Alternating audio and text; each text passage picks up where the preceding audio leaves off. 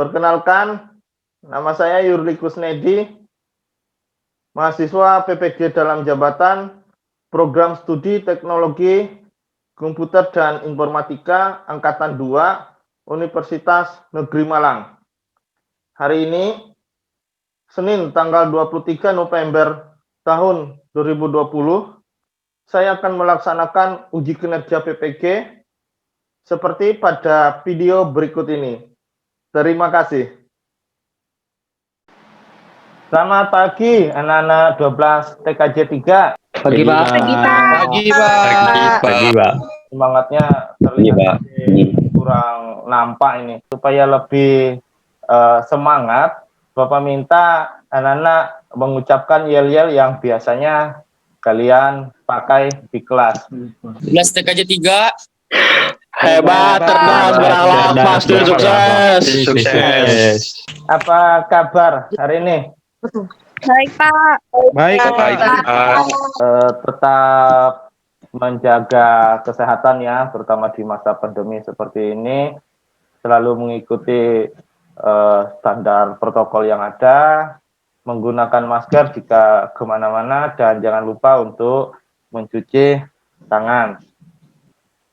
Mengawali pelajaran pada hari ini, alangkah baiknya kita berdoa terlebih dahulu.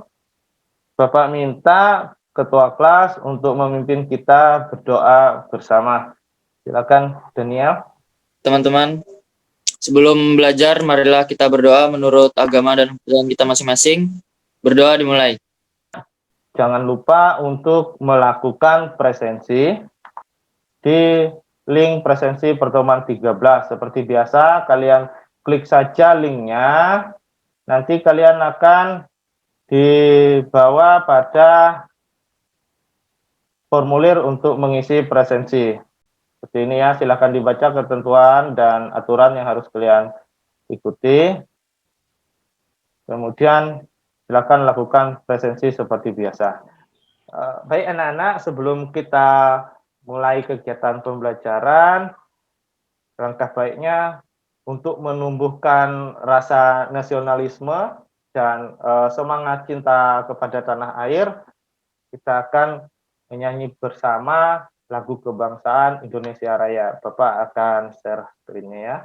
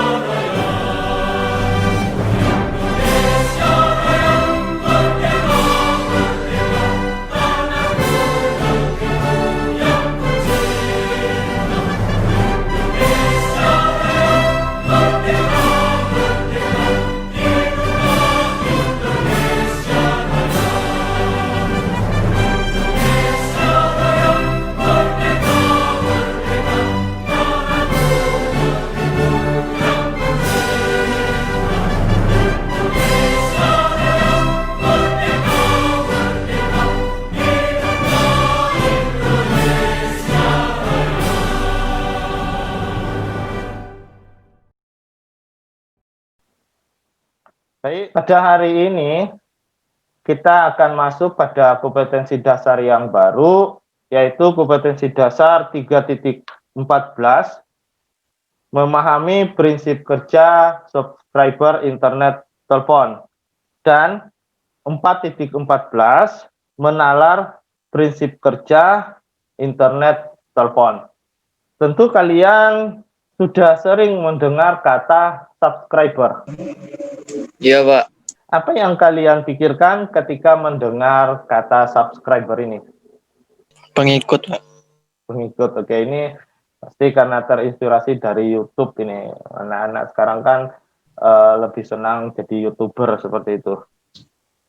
Oke, tanggapan yang bagus. Nah, sekarang jika subscriber itu ditambah kata internet menjadi subscriber internet telepon, seperti itu, maka pengertiannya otomatis akan bergeser, akan berubah ya. Bukan lagi subscriber yang membahas tentang pengikut pada YouTube, tapi berubah menjadi subscriber internet telepon dalam teknologi layanan jaringan. Dengan memahami prinsip kerja subscriber internet telepon ini, kalian kedepannya akan bisa menjadi seorang teknisi jaringan, khususnya pada jaringan kabel tembaga, yang dimana kabel tembaga ini adalah media transmisi utama yang digunakan pada subscriber internet telepon yang kita bahas sekarang.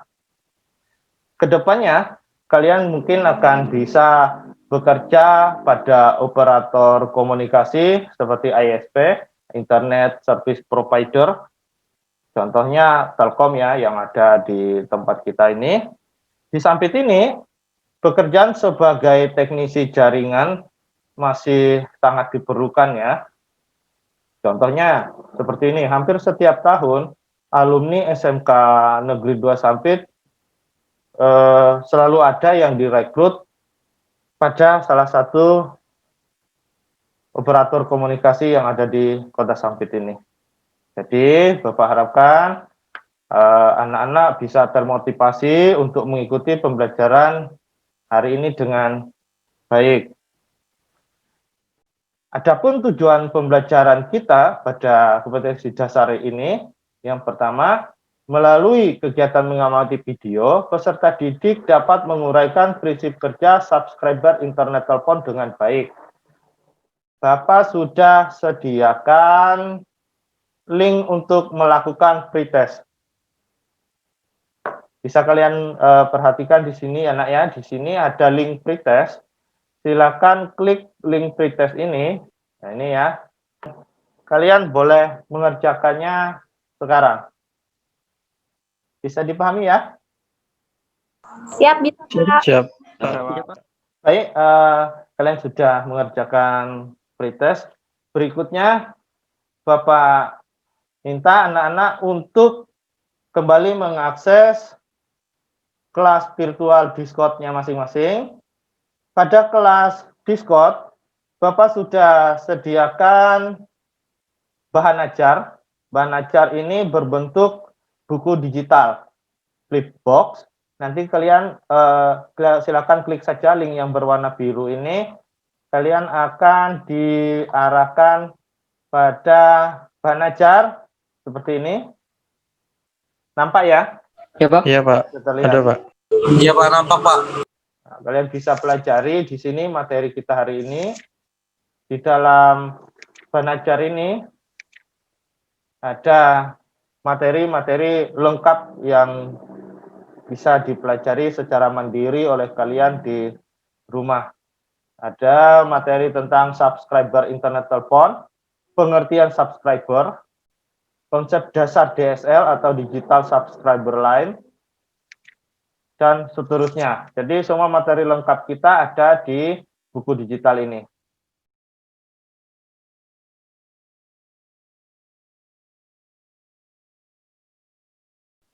Tahukah kamu apa itu DSL? Sebelumnya, kita harus ketahui dulu apa itu subscriber.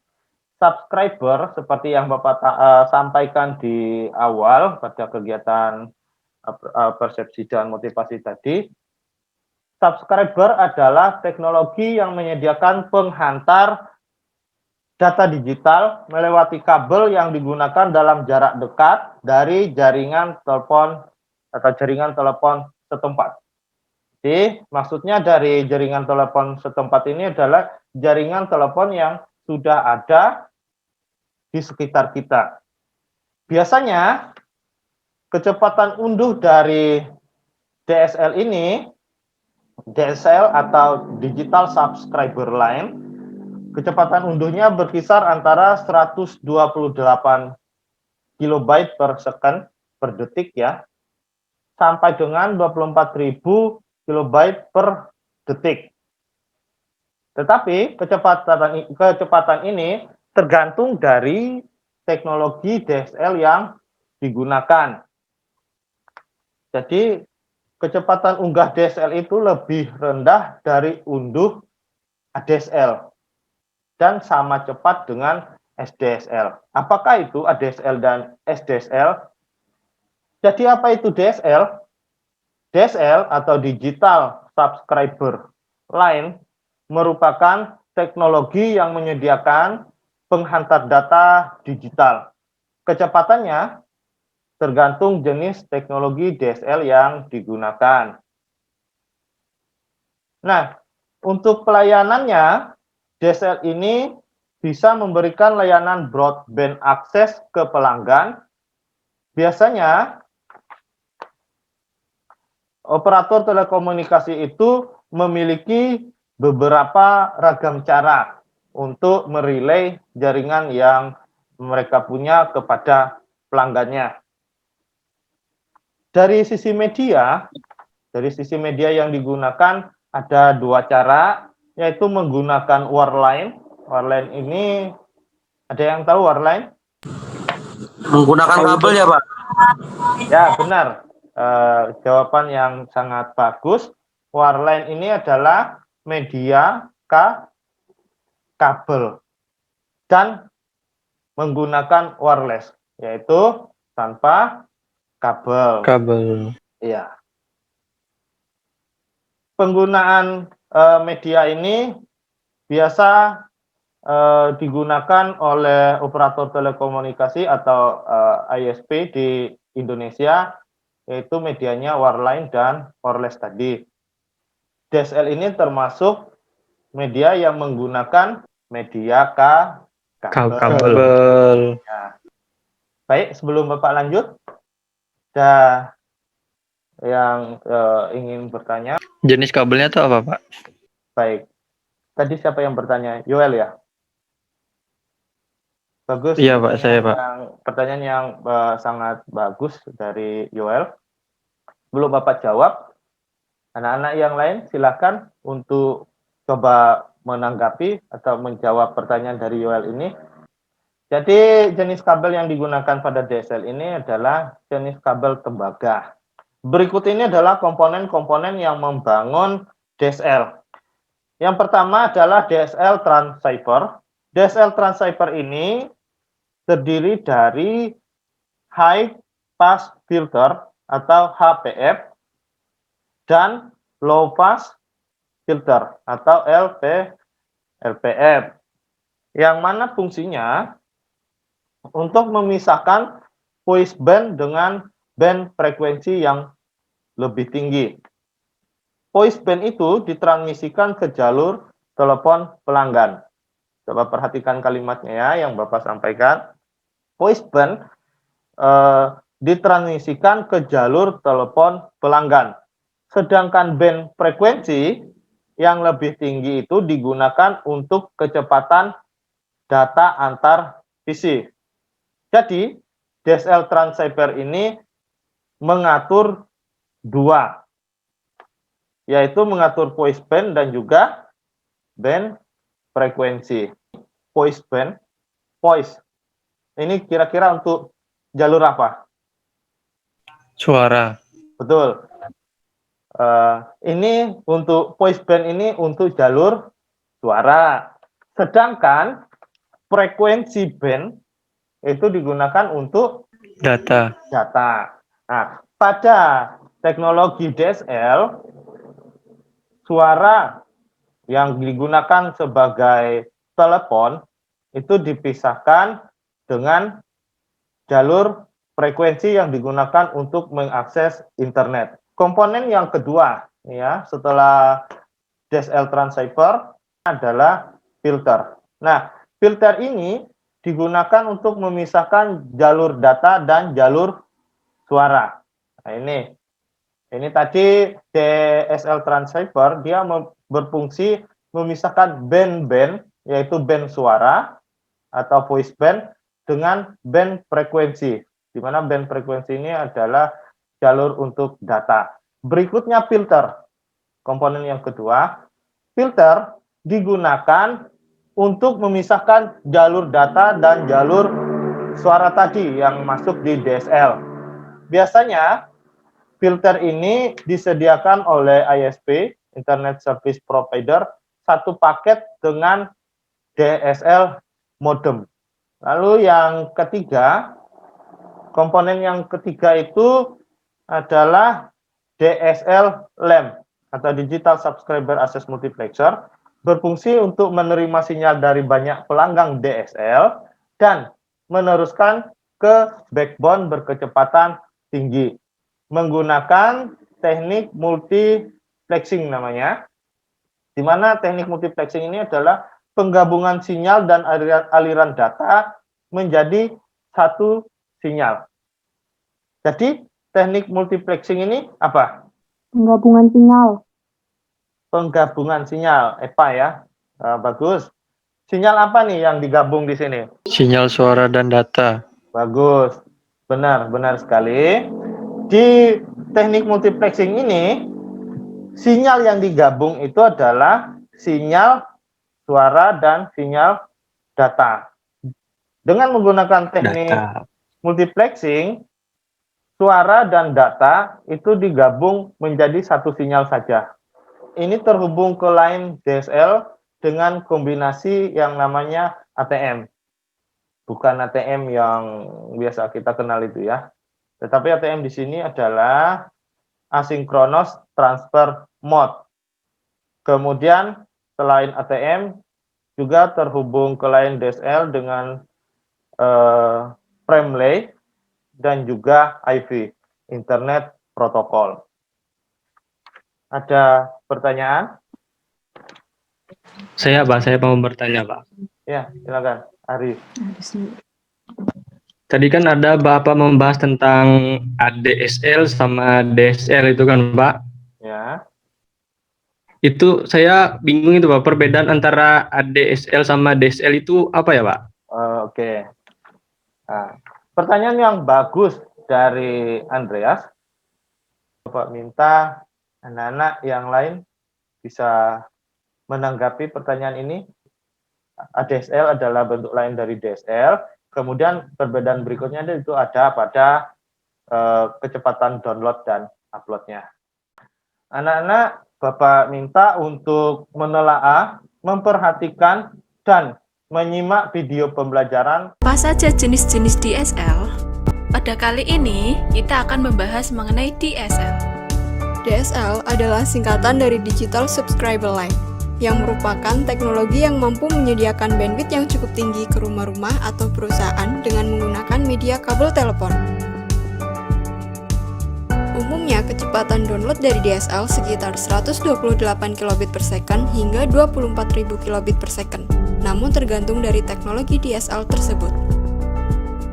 Banyak teknologi DSL menggunakan sebuah lapisan asynchronous transfer mode agar dapat beradaptasi dengan sejumlah teknologi yang berbeda.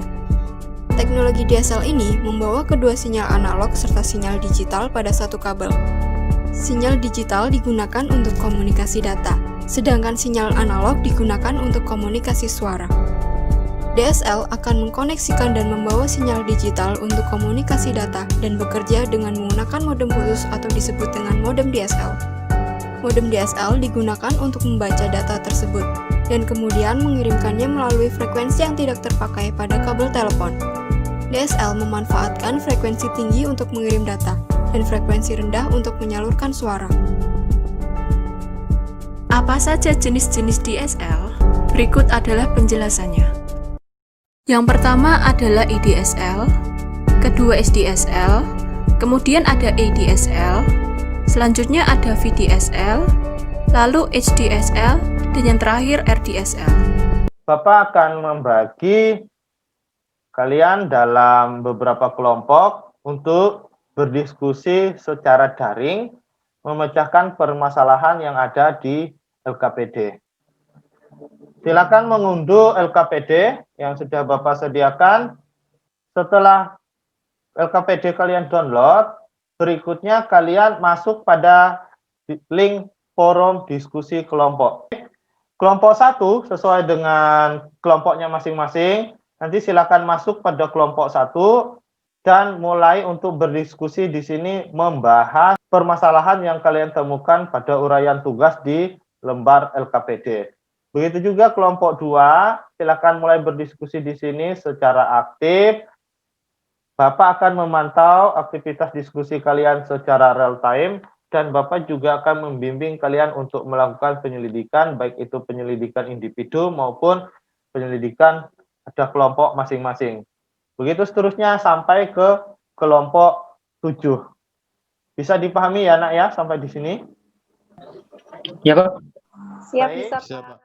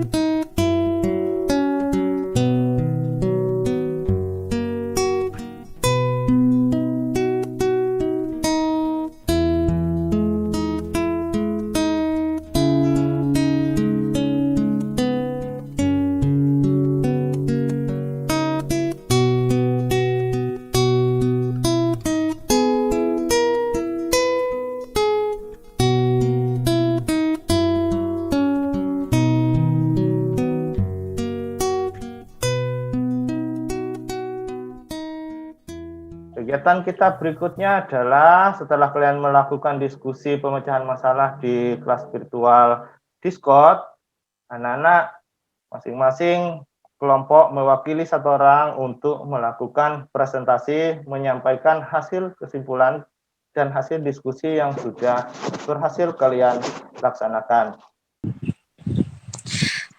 Selamat siang teman-teman, saya di sini akan mempresentasikan hasil diskusi kami tentang prinsip kerja subscriber internet.